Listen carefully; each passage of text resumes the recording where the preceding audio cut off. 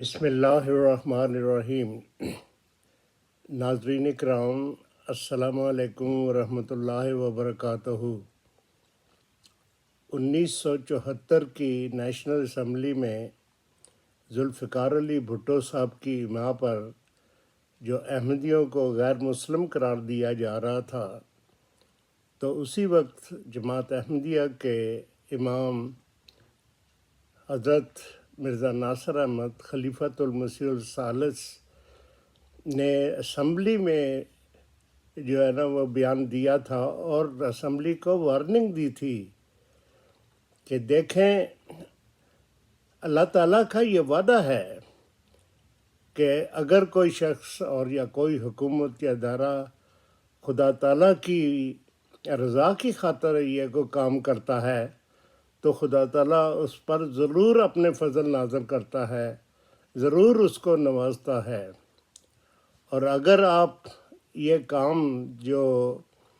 احمدیوں کو، کلمہ گو لوگوں کو غیر مسلم قرار دے رہے ہو، اگر یہ خدا تعالیٰ کو ناپسند ہے تو اس کی آپ کو ضرور بضرور سزا دی جائے گی۔ اور یہ آئینی ترمیم جو آپ نے کی ہے یہ آپ کے ہی گلے پڑ جائے گی،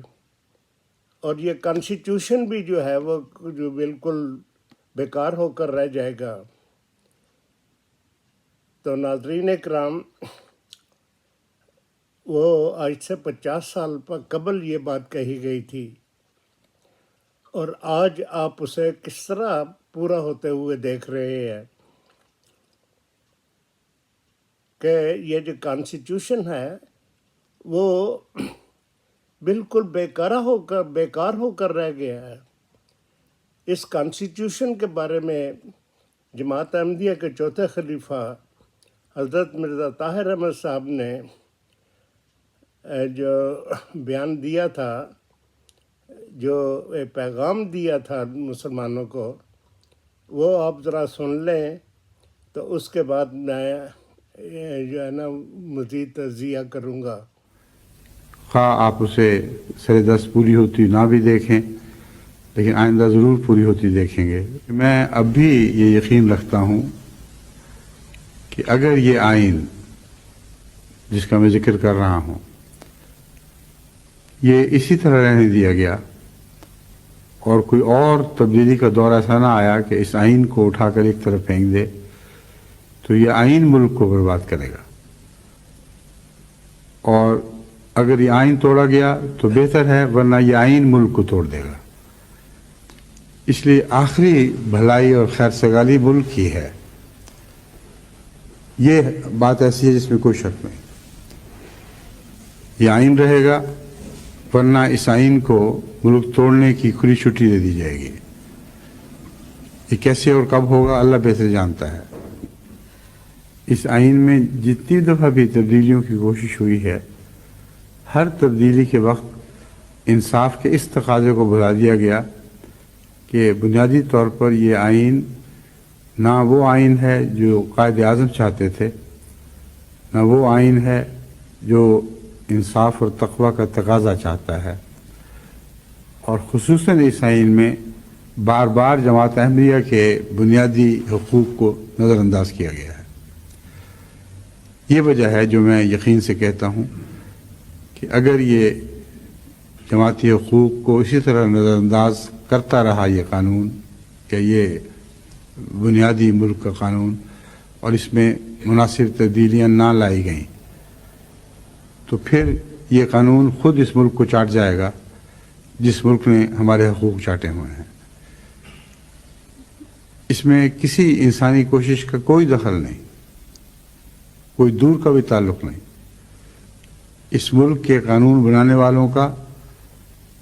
خود اب آئندہ اس میں امتحان ہے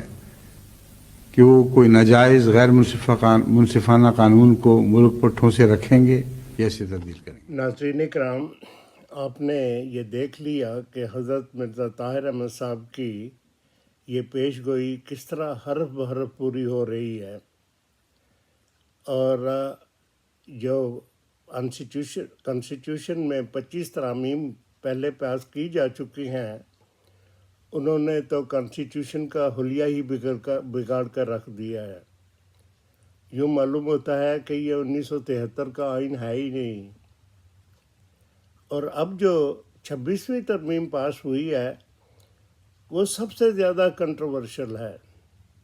کیونکہ اس 26ویں آئین کے تحت جو کانسٹیٹیوشنل بینچ بنایا گیا ہے اس میں جو 4 سینئر ججز ہیں ان کو اوور لک کر کے 5ویں نمبر پر جو جج ہیں جسٹس امین الدین، کیونکہ وہ جو حکومت کے فیورٹ ہیں اس لیے انہیں اس کا سربراہ بنا دیا گیا ہے۔ اور یوں معلوم ہوتا ہے کہ پاکستان میں 2 چیف جسٹس ہیں، سپریم کورٹ کے اب سپلٹ ہو کر 2 عدالتوں میں تقسیم ہو چکی ہے اور 2 چیف جسٹس ہیں۔ اب اسی کے سامنے جو ہے وہ 26ویں ترمیم جو ہے وہ ترمیم کے بارے میں کہ یہ غیر آئینی ہے، اسے کالعدم قرار دیا جائے، جب یہ پٹیشن دائر ہو گئی تو اب یہ کانسٹیٹیوشنل بینچ جو ہے وہ کس طرح اس کا فائدہ جو ہے نا غیر جانبدارانہ فیصلہ کر سکتا ہے، کیونکہ جب اس نے یہ فیصلہ کیا کہ یہ 26ویں ترمیم ہی غیر آئینی ہے تو یہ بنچ ہی جو ہے وہ کانسٹیٹیوشن بینچ جو ہے وہ خود بخود ہی گر جائے گا اور جسٹس امین الدین صاحب پھر 5ویں نمبر پر آ جائیں گے اور یہ جھگڑا چلتا ہی رہے گا، اس کا فیصلہ نظر ہی نہیں آتا۔ اور جو سب کچھ جو پاکستان میں ہوا ہے اس کی جو بنیادی وجہ ہے وہ کانسٹیٹیوشن میں دوسری آئینی ترمیم ہے، اور جب تک یہ دوسری آئینی ترمیم رہے گی نہ پاکستان جو ہے وہ ترقی کر سکتا ہے اور نہ ہی کانسٹیٹیوشن جو ہے وہ اپنا چلا سکتا ہے، کیونکہ ہر کوئی یہی کہتا ہے، فوج بھی یہی کہہ رہی ہے کہ ہم آئینی طور پر کام کر رہے ہیں اور حکومت بھی یہی کہہ رہی ہے کہ یہ ہمارا حق ہے، ہم جو لیجسلیٹو ہے اسمبلی وہ آئین پاس کر سکتی ہے، آئین میں ترمیم کر سکتی ہے، اور جو اپوزیشن ہے وہ 26ویں ترمیم کو مانتی ہی نہیں، وہ تو اب کانسٹیٹیوشن کو ہی نہیں مانتی۔ تو اب بنیادی طور پر جو خرابیاں ہوئی ہیں، جو پاکستان جو ہے وہ تو معاشی طور پر مکمل طور پر ختم ہو چکا ہے، بینکرپٹ ہو چکا ہے۔ یہ اب جو قائین ہے یہ بھی اب جو ہے نا مکمل طور پر جو ہے وہ غیر عمل اس پر ہونا ناممکن نظر آتا ہے، کیونکہ ہم گزشتہ 3-4 سال میں دیکھ رہے ہیں کہ کانسٹیٹیوشن کو کس طرح جو روندا جا رہا ہے۔ تو بنیادی وجہ جو یہی ہے کہ یہ اس میں دوسری ترمیم ہے، اور جب تک یہ دوسری ترمیم نہیں ہوگی، ترمیم ختم نہیں ہوگی،